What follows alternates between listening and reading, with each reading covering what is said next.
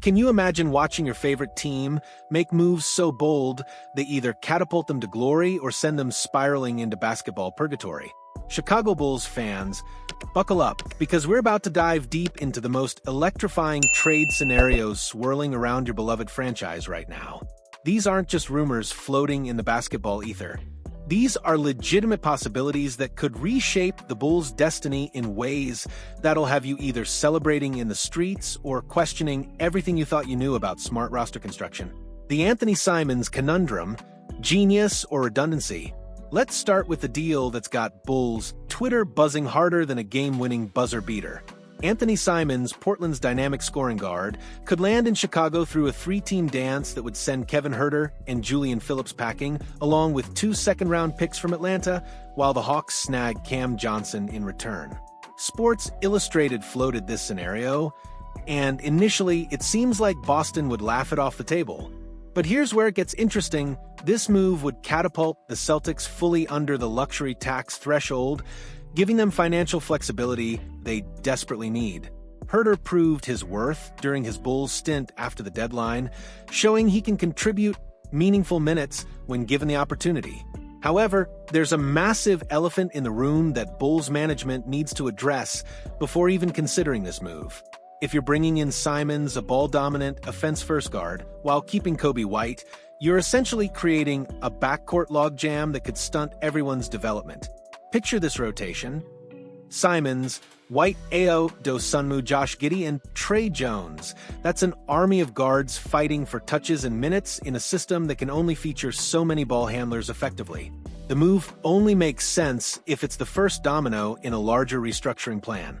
Simons brings superior athleticism and shot creation ability compared to White, but without shipping out existing talent, you're just adding complexity without solving fundamental issues. Patrick Williams. The untradeable contract dilemma. Nobody wants to hear this harsh truth, but Patrick Williams has transformed from promising prospect into salary cap albatross faster than you can say 4th overall pick.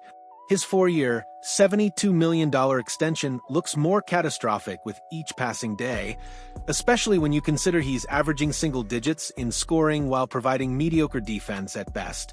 The proposed Milwaukee trade sending Williams for Kyle Kuzma represents damage control rather than improvement. Sure, you'd trim 2 years off your long-term commitments, but Kuzma's $42 million over the next 2 seasons isn't exactly bargain basement pricing for a player who's equally problematic in different ways. Kuzma's shot-heavy approach could severely hamper the development of promising young wings like Mattis Buzelis and Julian Phillips, players the Bulls desperately need to emerge as legitimate contributors. Sometimes the best trade is the one you don't make, and keeping Williams as an expensive bench piece might be preferable to adding another ball stopper who could derail your youth movement. The Zion Williamson blockbuster: championship swing or catastrophic gamble? Here's where things get absolutely wild, and this trade proposal will either have you jumping out of your seat with excitement or reaching for the panic button. Imagine the Bulls sending Coby White, Kevin Huerter, Zach Collins, and that Portland first-rounder to New Orleans for Zion Williamson. This deal screams Jerry Reinsdorf's philosophy of acquiring marquee names that sell tickets, but it also represents the kind of high-risk, high-reward move that could define the franchise's next decade.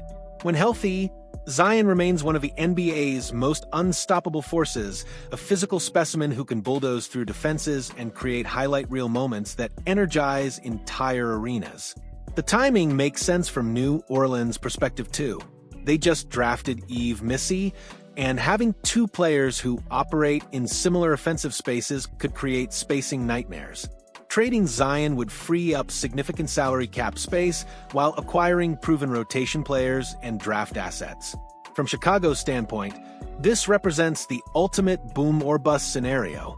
If Zion stays healthy and finds his groove alongside Josh Giddey's playmaking, you've potentially found your franchise cornerstone. If injuries continue plaguing him, you've mortgaged multiple solid contributors for an expensive bench warmer. Though even that scenario might result in a high lottery pick. The injury concerns are legitimate. Zion's conditioning and durability questions haven't disappeared. But sometimes championship windows require calculated risks, and acquiring a player of Zion's caliber rarely happens without significant investment. Coby White's market value. Trading at peak or waiting too long. Coby White finds himself in a fascinating position as trade deadline approaches.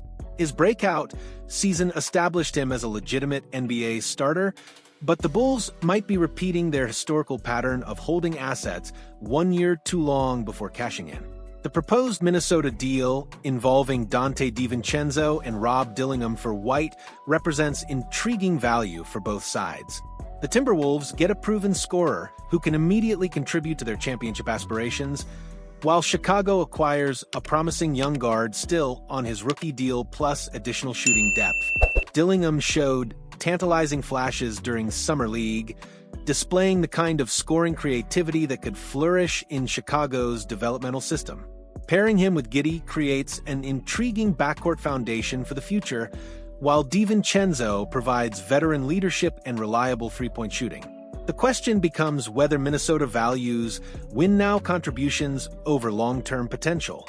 They invested heavily in Dillingham by trading up to select him, giving up a future first-round pick in the process. Organizations typically don't abandon such investments after just one season, especially when the player showed promise in limited opportunities. The Jonathan Kuminga trap. Why Chicago must resist temptation. Sometimes the most important trades are the ones you avoid, and Jonathan Kuminga represents exactly that scenario for Chicago. Reports suggest the Bulls might have interest in the former Warriors lottery pick, but this pursuit would be organizational malpractice of the highest order.